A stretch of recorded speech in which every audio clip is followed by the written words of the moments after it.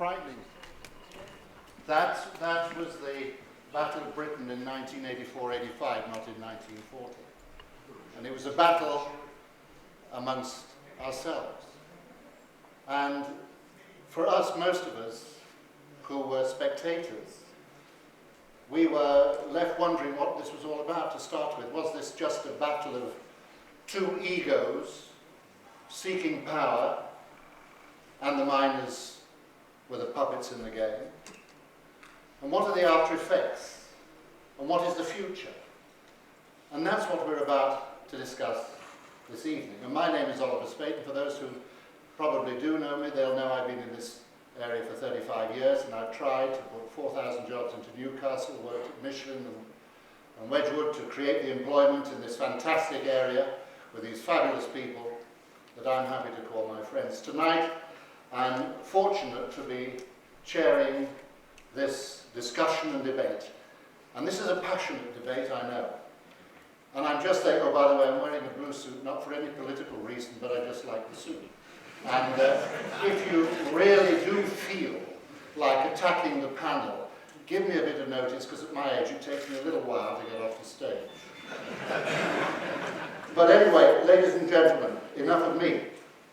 Let me now introduce our panel. And the first person, of course, is a lady whom I've been an admirer of for many years. She may not share your political views, she might. That's not the point. What she is an outstanding personality who was an excellent former British Member of Parliament for South Derbyshire.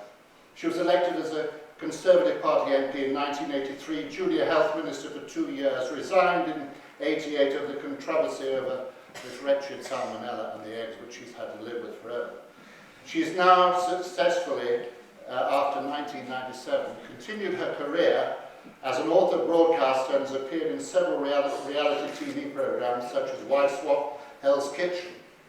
One famous incident in the 1992 general election campaign resulted in Edwina pouring orange juice over Labour's Peter Snape at an edition of Central Weekend had finished airing, and she said, "I just looked at the orange juice and looked at this man from which this stream of abuse was emanating and thought I know how to shut you up." Luckily, we have no orange juice on stage tonight, but we do have Edwina Currie. Please give her a big applause.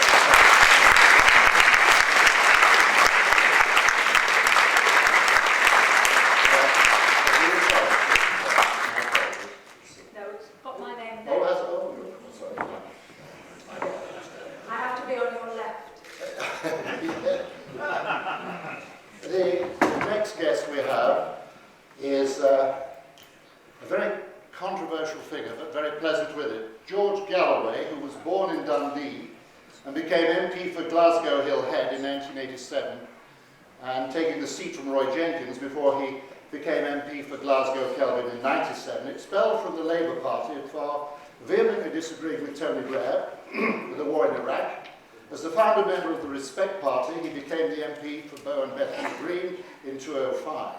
He's known in the USA for his testimony in the Senate in 2007, when he turned the defence of allegations against him into an attack instead on American foreign policy.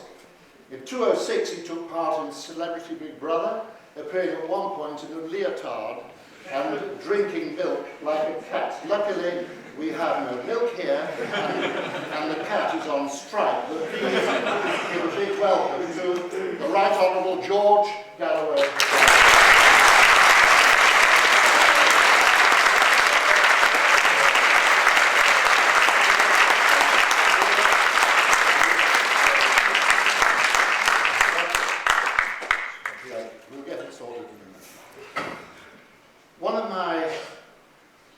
People is the next guest, a man called Loach, who had, as you know, and has had tremendous success as a director, particularly known for hard-hitting social dramas exploring the issues of poverty and homelessness. He gets a little bit tired about the Catholic Come Home that we all saw in black and white, which was absolutely stunning in its visual impact and made you realise and think about others and homelessness. But he really wishes to think about later productions, The Wind That Shakes the Barley, which really received some critical acclaim, particularly from the Germans. In 2009, he was awarded the European Film Academy's Lifetime Achievement Award. He is outspoken. He's just finished doing a film looking at Iraq from a different angle, and he insists that restoring the trade union rights should be the first steps towards fighting poverty, and he thinks the anti-union laws of Margaret Thatcher should be repealed. On the other hand, he also says to the unions, let's pay attention to jobs, and rather than compromising that in terms of profits. Therefore, we're taking the risk he might be an unlucky recipient of milk and orange juice. Please welcome Ken Loach.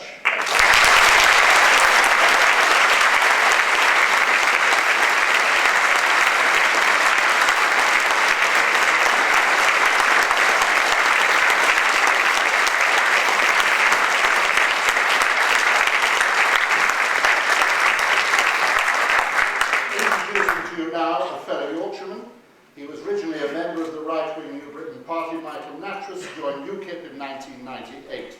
A former UKIP party chairman and later deputy leader, he became an MEP in 2004 for the West Midlands with an 8% increase in the vote, the UKIP's largest, and was re-elected in 2009.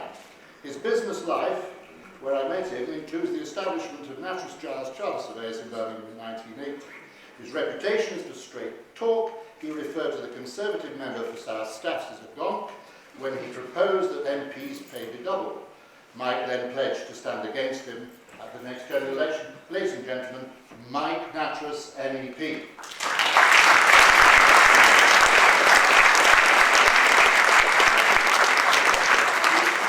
Finally, he is in fact the Westminster correspondent for the Tribune.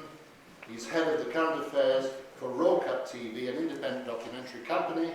He's also the former Westminster correspondent for The Guardian. He's won numerous awards as Reporter of the Year. His revelation that Neil Hamilton was paid to ask questions in Parliament by Mohammed Al-Fayed ended with Hamilton's resignation as a minister. Mandelson and Hamilton are two of his many scalps. He's highly regarded by Andrew Marr, who says you should cherish men like this if you want investigative journalism that covers Whitehall. Never miss David Hencke. He's author of College in Crisis. He's done Francis Beckett of the Blairs and their court, and his latest collaboration, Marching to the Fault Line, which I'm reading now, focuses on the miners' strike and the battle for industrial Britain. There's a quote in the book that I particularly liked. I think it's relevant to tonight, and it says, after SCARGILL, talking to a fringe meeting, said that I want to make it clear that if the offence I have committed is contempt, I plead guilty, because the only crime that I have committed is to fight for my class and my members. Now there's a thought, and here's David Hencke. Thank you.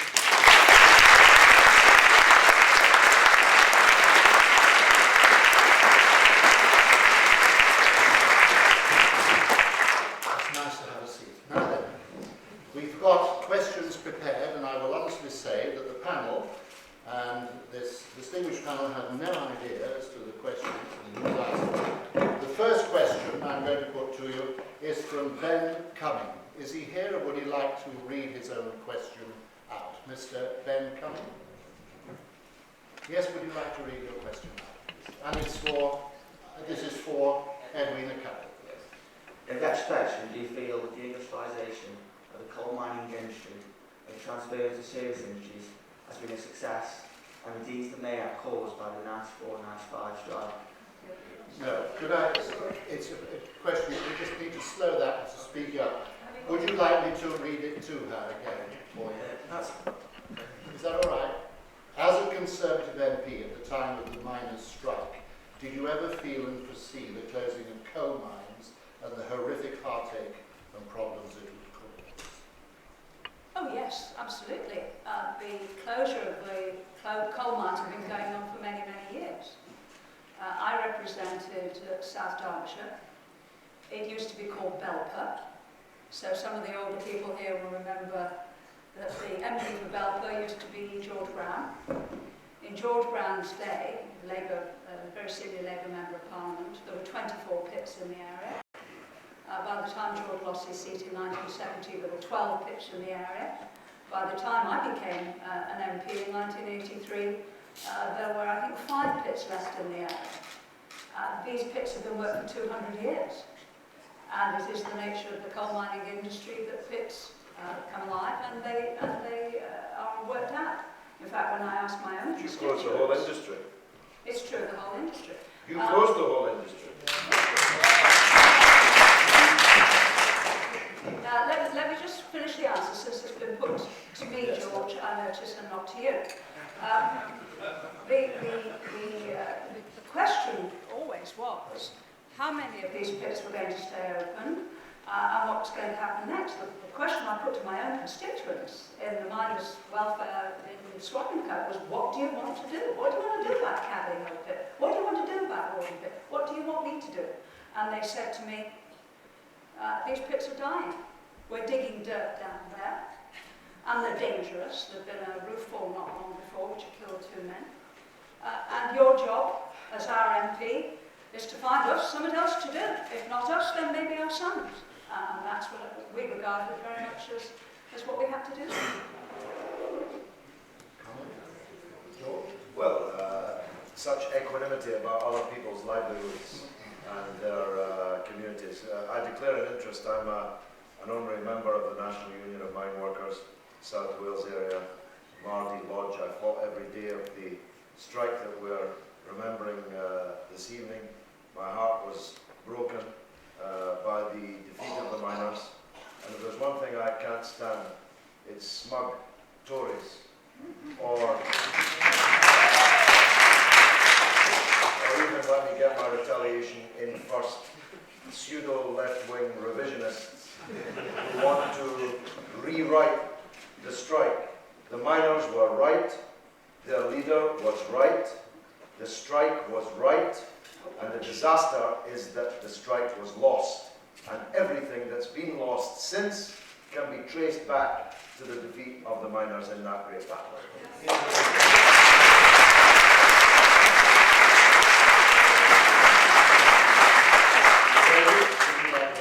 Yes, well, I wouldn't say I was a left-wing revisionist.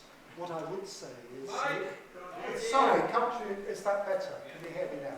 Right, I was just going to say, I wouldn't say I was a left-wing revisionist. What I would say is that in researching the book recently, what we've tried to do is to go and look at what happened and actually used the Freedom of Information Act to get into the public domain documents that were kept secret. And it's quite a complicated story. But what I will say is, I mean, the one point I would agree with George is that the 84-85 miners' strike was a strike that marked the turning point of the role of trade unions and actually led, I think, to basically to what we've got today, which is the disastrous collapse, because it was basically had unbridled capitalism as a result of that, because there was no countervailing force anymore, particularly after the print workers then lost it. There's a problem with the microphone. Sorry, actually, I'm not. It should be okay.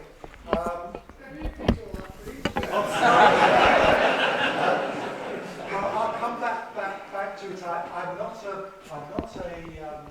revisionist. I've looked at this by getting new information using the Freedom of Information Act.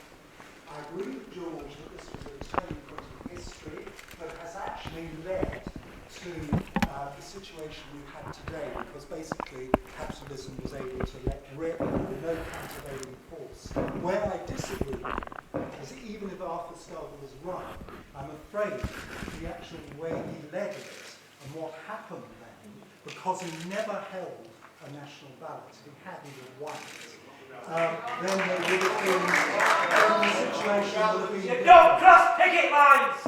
Well, yes, but if you had regional You don't ballots, cross picket lines! yeah, but if you had regional ballots, and most regions say yes, we go for strike, and one says no, I mean, both end up being legitimate. It's a ballot my pick, a show of hands. That was good enough for me. We don't have a ballot. Well, it wasn't good enough for my constituents. I'm sorry.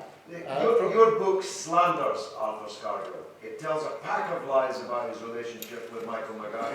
I was a very close friend of Michael Maguire. He was a real friend of mine. You do not represent Michael Maguire's point of view in that book. In fact, you traduce the memory of a dead man and you slander the memory and the contribution of Arthur Scargill, who lives on. Right. Could we have a gentle word from the far right there, Mike? I'll try for a gentle word. Can you hear me on this mic? No? No.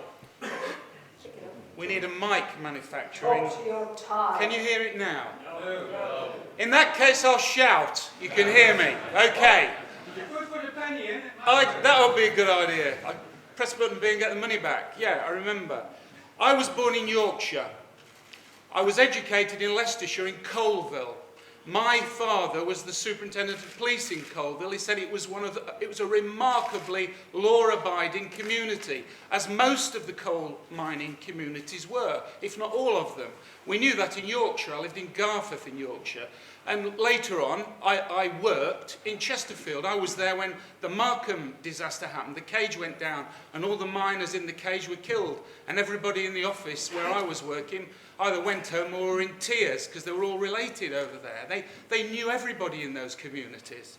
I know what they were like.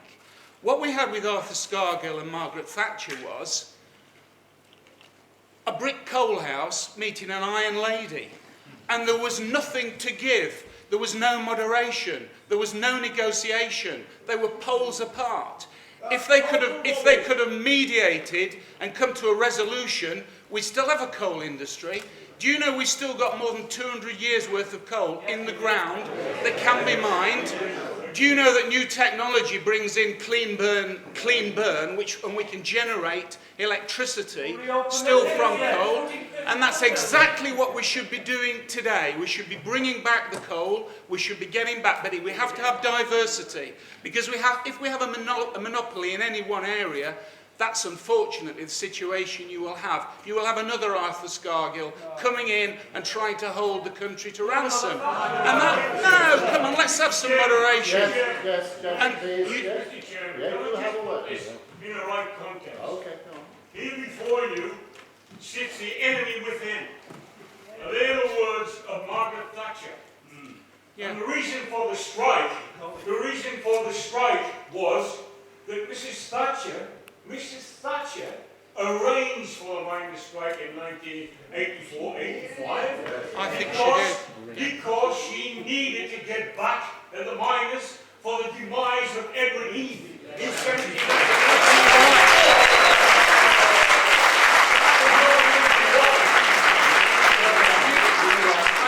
Am I still on? Because I just want to finish by saying You're not a Tory. you make it sound as if I'm in favour of Margaret Thatcher. I'm certainly not. I was pointing out that there was no moderation. Okay. You and I have met. We have met at a meeting. I chaired a meeting in East Stoke. Unfortunately, you said, why, that I can't help you because this is to do with the MPs, not the MEP. And this was a meeting that took place in Cannock Chase when I was the chairman of the Cannock Chase Mine Workers Pension Scheme. I was the chairman, and you came and you said, I'm sorry, I can't help because the miners are being ripped off to the tune of £4.6 billion of their pension schemes. They've been ripped off. And I'm well documented on this, and I'm a good big admirer of George because he says what he wants to say and he dresses the way he pleases, and I do exactly the same job. What I'm trying to say is, that the strike was not the cause. The cause of the strike was not Arthur Scargill. It was Mrs. Thatcher. Can we let Mrs. Thatcher brought the strike to bear because of this 1974 destruction of Edward's government. And that is the only reason for the 1984-85 strike. Right, so could we just let I see. Ms. Currie reply? As I understand it, therefore, there was no other reason other than Mrs. Thatcher that had everybody walking out. You mean the miners didn't have minds of their own? Of course they did. They came out on strike because they thought they could win it. and they thought they could win it, which would mean keeping on the subsidies and the cost of keeping the pits open, and that would mean keeping them open possibly forever. I'd like to ask people here a question. Hands on hearts, think about this. I'd like to ask you a question. How many of you here think that if there hadn't been a strike, that we would actually still have all those pits still open? Honestly. In fact, Hardly anybody. And I'll follow it up by looking at all these young people here, particularly the ones in the front row. And I just wonder how many of you, if the pits were open, would be willing to be coal miners. And I don't think so. You might have done, but they wouldn't. The next generation would not. Thank you. Just one moment. So Ken Loach. I think uneconomic pits have as much to do with the miners' strike as weapons of mass destruction had to do with the Iraq War. Nothing.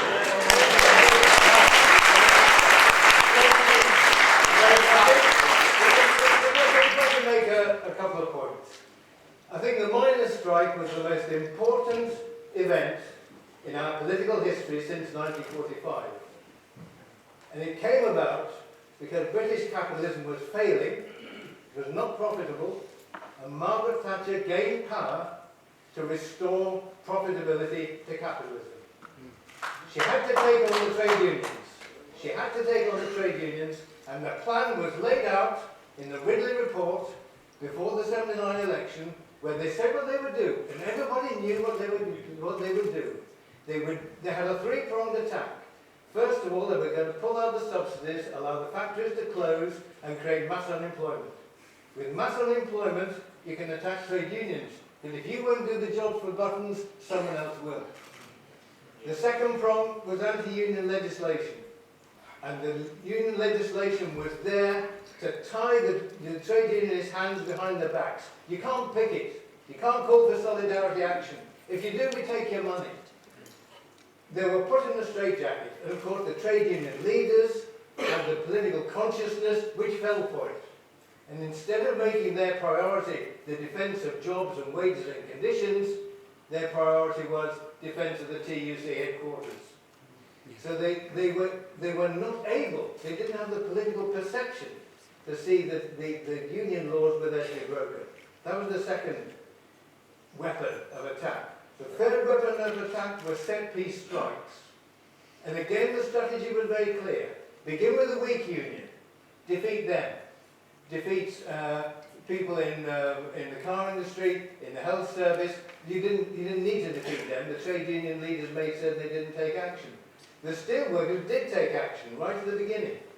And they went on strike for wages when inflation was running at nearly 20%. They lost, but the real issue was jobs, because of course the steel industry was waiting for closures. And they didn't fight on jobs. They had massive support from the miners, for which they were very grateful, they said. Of course, when it came to the miners' strike, where was Bill Serve? Where was the ISTC? There were some militants there who were prepared to act, but the trade union leadership did nothing. And that was a three-pronged attack. And of course, that would only work if the Labour and trade union leadership fell in behind and actually did nothing. And I don't know if you remember, but they passed a resolution at the September conference, the TUC, full support for the miners. They passed a resolution and they did nothing. It was words. It was a gesture. But you never saw them on the picket line. There were individual railway men who shut depots because they had claims. And the trade union leaders made certain that all these unions fought separately so the government could pick them off one by one. And the question was it foreseen? Of course it was foreseen. It was actually, the whole campaign was planned. And Edwina Currie knows it, and what they did was wicked. If words mean anything, it was wicked. And the destruction of families, the destruction of communities, was one of the most wicked things one could imagine. And you're responsible, and I'd like to hear some of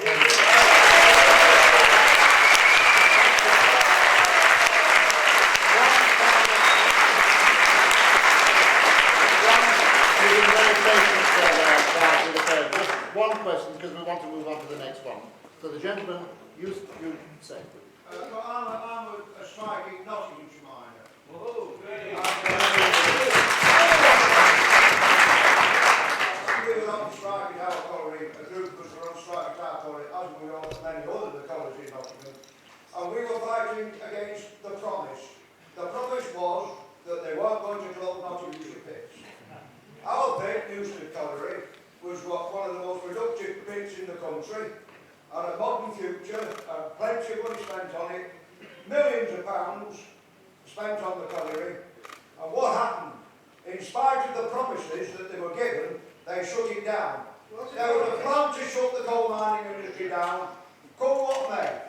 And can you remember before the strike, when one of the topics every week, every day on the television, they used to quote the balance of payments crisis. You can all remember the balance of payments crisis, surely. What has happened to it now? What has happened to the balance of payments crisis that pays for the coal that comes into Nottinghamshire regularly every day? We're coming in now, as we stand here.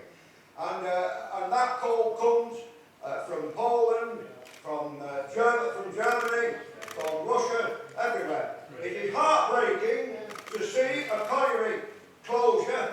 It's heartbreaking to see the men unemployed. It's heartbreaking to see the villages in Nottinghamshire and all over the country where the youth simply cannot get work. There's no work to be had.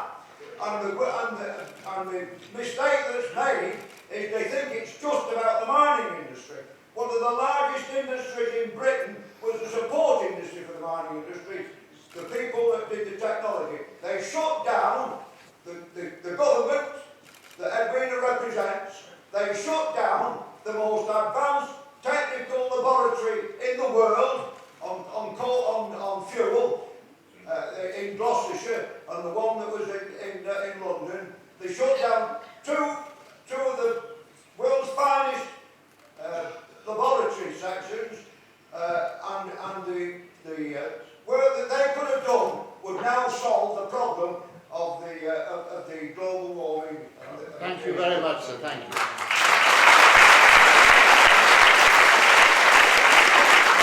Let us move on to the second question, and this is from Mick Goodman. Is Mick Goodman here?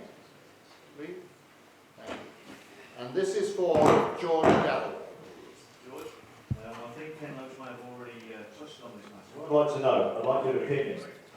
Do you think that both the CUC and the Labour Party betrayed the miners during the strike? Yes, very definitely they did. But before expanding on that, let me say that Edwina's question was a very foolish one.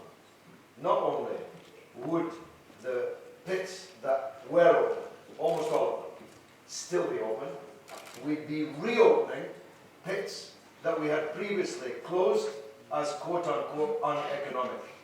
Because in the period since, oil has reached $140 a barrel, and we've had to invade and occupy and kill more than 1 million people in order to secure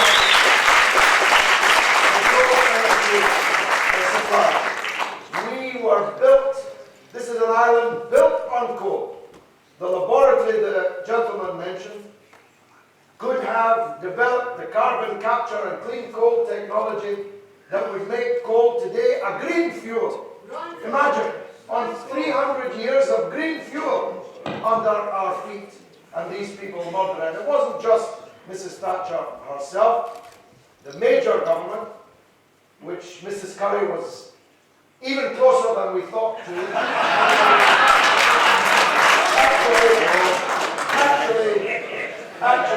actually closed the final padlocks. Michael Heseltine and the rest. And the TUC and Neil Kinnock in particular, which was the beginning, if you look back on it, on the whole New Labour curve, absolutely betrayed the miners. If the TUC had led the entire organised working class, which at that time had 12 million members, if we'd all been out, we would have won. And if we'd won, these communities would have been saved, and Britain as a manufacturing power would have looked very different today than it currently looks. So the scandal is on both sides. The Tories, you expect it from. They hate unions. They hate working people who are strong enough to get wages and conditions that can keep families and keep them on an upward curve.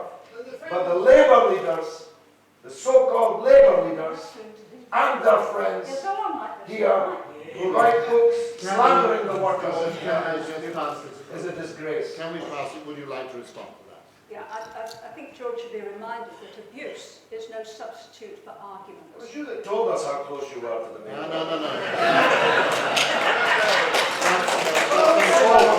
She wrote it in her book, for goodness sake. That doesn't keep a single pit open, and that's actually what we're supposed to do. You kept your pit open. Debate.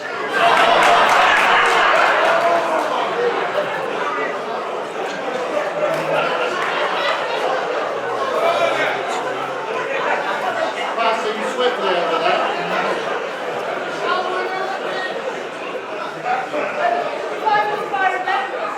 If I remember rightly, the question was actually about who let down the miners. And I would like to address that if I may. They were let down by their leadership. The miners were let down by their leadership. In South Derbyshire, as in many other parts of the country, the miners there, the National Union mine workers, decided they were going to go by the rule book, and they had a vote. And they actually had a postal vote, a secret ballot. And I think the turnout was something like 90%, and 83% voted to work. And having taken that ballot, and having got that decision, they then decided to stick with it. And it required a tremendous amount of courage so to do. But what puzzled them, and continued to puzzle them all the way through the strike, was why Mr. SCARGILL and the leadership of the National Union of Mine Workers did not obey its own rule book and do exactly the same for everybody. And they never did. And they never did. My own feeling was that if SCARGILL had called a ballot, he might well have won it. But he never had the courage or the trust in his own membership to do just that. He never ever did. He kept saying he was going to do it. They changed the rules to go from 55% down to 50%, and he still didn't do it. SCARGILL was not interested in the votes and the opinions and the welfare of his membership. He was engaged in a political battle. Ken Loach is absolutely right. He's describing it from the other side, but he's absolutely right. SCARGILL was interested in, and I quote, rolling back the tides of Thatcherism. That's what he was trying to do. And what my constituents said to me, people who have voted Labour all their lives, was, what is all this about rolling back tides of Thatcherism? People voted for the tides of Thatcherism, that's why you're here, Edwina. In which case, they were going to stick with their vote and their ballot and go to work, whoever was trying to stop them. That, it seems to me, is what everybody should have done. Thank you. That gentleman there. Yes, excuse me, that gentleman there. Thank you. Just a question to Edwina. As I remember, you used the word rule book, and he didn't go to his rule book. My understanding, I think he did follow his own rules in his own union. But as far as I was concerned, the TUC went back in 1982, said that they should not adhere to the government's policy of secret ballots. It was all about trade union democracy, where the gentleman It's called intimidation now. No, I wouldn't call I was a that trade intimidation. unionist, I've seen it. No, I'm saying, you used the word rule book, and that's what I wanted to draw attention to. Mr. SCARGILL, during the strike, and I'm not a miner, I'm sorry to say, I wish I was part of it and all that sort of thing, but as far as I was concerned, he decided, as far as the mining industry was concerned, was that why should one person in another part of the country vote on another person's job? Exactly. And that's not to say that's not democratic, but why should a person, for example, in Nottingham, vote for a pit in Yorkshire to close? No, but did you hear what I said? If he called that vote, he might have won it. And it might then have been legitimate. He never had the courage or the guts to do that. Yes, it's much more complicated than that. And Edwina Currie either knows it, in which case she's not being straight with this, or she doesn't know it and she shouldn't be talking about it. It's a federal union. Corton Wood was threatened with, was told it had a long life, then it was instantly closed. there would be a strike in Yorkshire. Now that was the rule, and that was the way the union was organised. It's a federal union. They had taken that decision to strike. Right, okay. If they, no, wait a minute. We've listened to you. No, wait. May I just finish? May I just finish? Of course. Thank you. It's worth answering. The decision had been taken that if a pit were to be closed by breaking the rules of closure, and the government consciously broke the rules of closure, they didn't give the right time scale, they broke all the agreements for negotiation, for discussion with the people who worked there, they broke all that, knowing that it would trigger a strike, and knowing that it was a federal union and Yorkshire had decided to strike. Therefore, the union was in a situation that if it struck, if it didn't strike, it gave way and all their resolutions were for nothing. So it's much more nuanced than you're giving credit for. And the union structure was such that area by area voted. And that was the rules that the executive, not Arthur Scargill only, the executive followed. And I think we have to respect that. And for you just to say it was undemocratic, you don't know that you don't know. Right. It's in the detail of the democracy. Excuse me, this gentleman here, please. Gentleman in the leather jacket there, yes. One thing Edwina is missing is the fact that it's for the first time for 40 years, the state brought in MI5, special branch, in particular the Nottingham Police Constable. No, the first time that the state was used to crush the mining industry. You know it, a friend from The Guardian knows it, his colleague wrote about it, The Enemy Within, you know.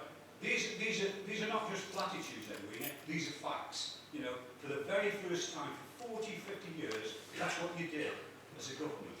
And you can't excuse that. No, you can't. And it was only through, I think his name was Michael Mansfield, out of 200 miners that were arrested in Nottingham, he got everyone off with costs against Nottingham.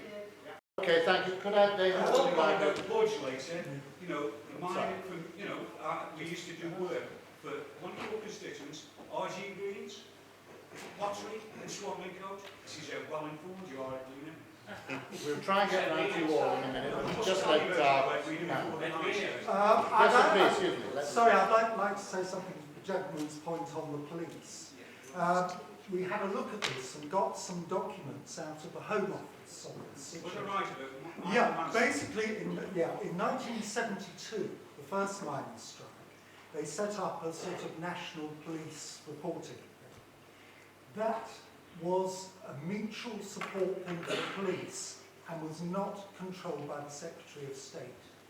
In 1981, this was quite interesting, quietly the Conservative government changed the rules. Funny enough, not to do with the miners, because there was a total panic because of race riots simultaneously in Brixton and Toxteth, and the government wanted to order the police to do this.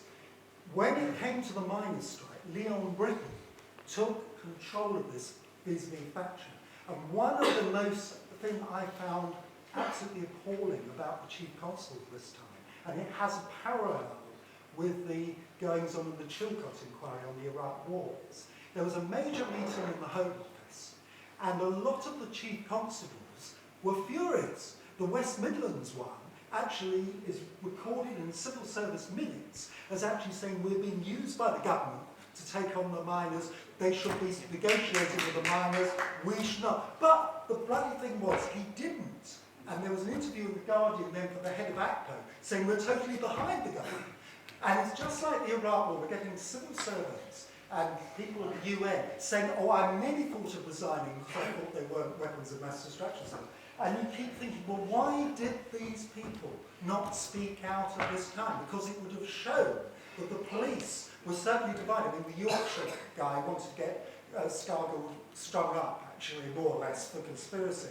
But the rest of them, a lot of the rest of the police forces were furious, but they didn't have the guts to go public. But it's up to them to give the Metropolitan Police a massive... Right. Exactly. And they... and the army. Yeah, and the army. Thank you. Which is usually the right wing for women Just, in Argentina. sorry about that. So just one final question. The gentleman with glasses there, the very patient, and then I'm moving on to the next question. I'll come to it. Yeah.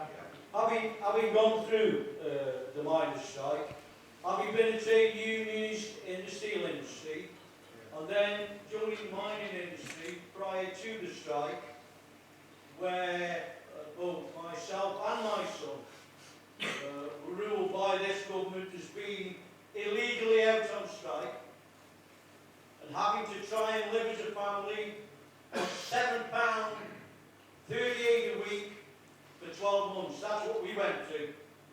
And if it hadn't been for a lot of good people, we really would have suffered. My point would be that whilst the strike was called illegal, my opinion would be that the National Union of Mine Workers were never ever going to be allowed to win that strike. Ever. Even if we'd had a ballot, Edwina, you're wrong. If the mining industry had a ballot, and it would have gone in quickly, Margaret Thatcher's government of the day would not have allowed us to have carried on with it. She would have brought the troops in this country, and she would have stamped on that strike. That's Margaret Thatcher for you. But we do celebrate, incidentally, Margaret Thatcher once a year. We celebrate Margaret Thatcher on Bonfire Day. That's what we celebrate. Thank you.